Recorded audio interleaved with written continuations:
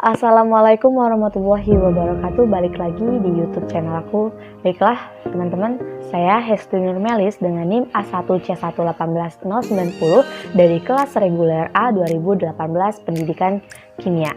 Oke, video kali ini saya buat untuk memenuhi ujian tengah semester praktikum kimia fisik 2, di mana aku akan bahas mengenai praktikum diagram biner.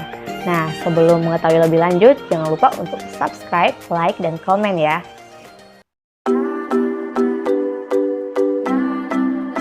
Oke, teman-teman, jadi sebelum kita melakukan praktikum diagram biner, kita harus mengetahui tujuan dilakukannya praktikum ini. Jadi, tujuan dilakukannya praktikum diagram biner adalah untuk mencari suhu kelarutan kritis sistem biner fenol air. Dan sebelum kita melakukan praktikum, kita harus memiliki landasan teorinya dahulu. Di sini saya akan menjelaskan secara singkat mengenai landasan teori diagram biner. Jadi, bila sejumlah kecil fenol dilarutkan ke dalam air, maka fenol akan melarut.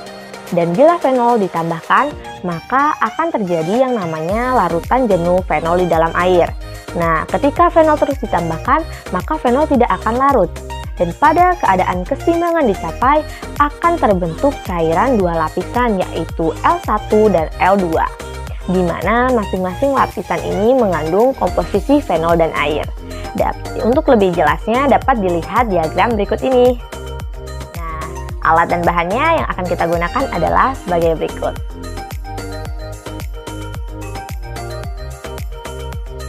Setelah kita mengetahui alat dan bahan yang akan kita gunakan pada praktikum diagram biner ini, kemudian kita lakukan prosedur kerjanya, yang mana langkah pertama adalah kita siapkan buret yang bersih dan diisi dengan aquades. Dan langkah kedua adalah kita bersihkan dan keringkan tabung reaksi besar beserta satu set sumbat, yaitu ada pengaduk dan juga termometer yang akan dirangkai seperti terlihat pada gambar berikut ini. Nah, yang ketiga adalah kita siapkan penanas dan juga batu didihnya. Kemudian, langkah selanjutnya kita timbang tabung reaksi besar tadi beserta satu set sumbat dan juga pengaduk serta termometernya. Kemudian, langkah selanjutnya kita masukkan fenol, lalu ditimbang fenol tersebut sampai 2,5 gram. Langkah selanjutnya adalah ke dalam tabung reaksi tersebut dimasukkan 0,2 ml aquades yang mana dimasukkan melalui buret. Nah, ketika larutan ini berubah menjadi keruh, maka kita panaskan ke dalam penangan. Kemudian ketika larutan keruh menjadi jernih, catat suhu awalnya yaitu T1. Kemudian biarkan hingga suhu naik kurang lebih itu 4 derajat Celcius. Kemudian kita angkat tabung reaksi tersebut, lalu kita dinginkan sambil diaduk hingga larutan itu kembali keruh. Catat suhu keduanya yaitu T2. Nah, selanjutnya itu dibiarkan suhu mendekati suhu kamar. Kemudian ditambahkan lagi aquades sebanyak 0,2 ml. Nah, kemudian kita lakukan langkah seperti yang saya jelaskan sebelumnya.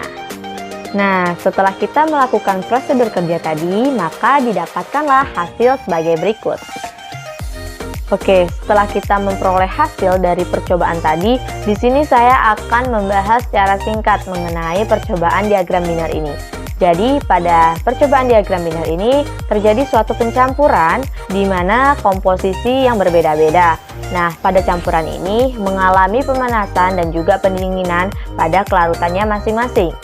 Dan pada pencampuran fenol dan air, ini terjadi dua lapisan, yaitu tidak bercampur antara fenol dan air, di mana lapisan atas itu adalah air dan lapisan bawah adalah fenol. Ini disebabkan karena air memiliki massa jenis yang lebih rendah daripada fenol. Setelah kita melakukan praktikum diagram biner ini, maka dapat kita tarik kesimpulan sebagai berikut.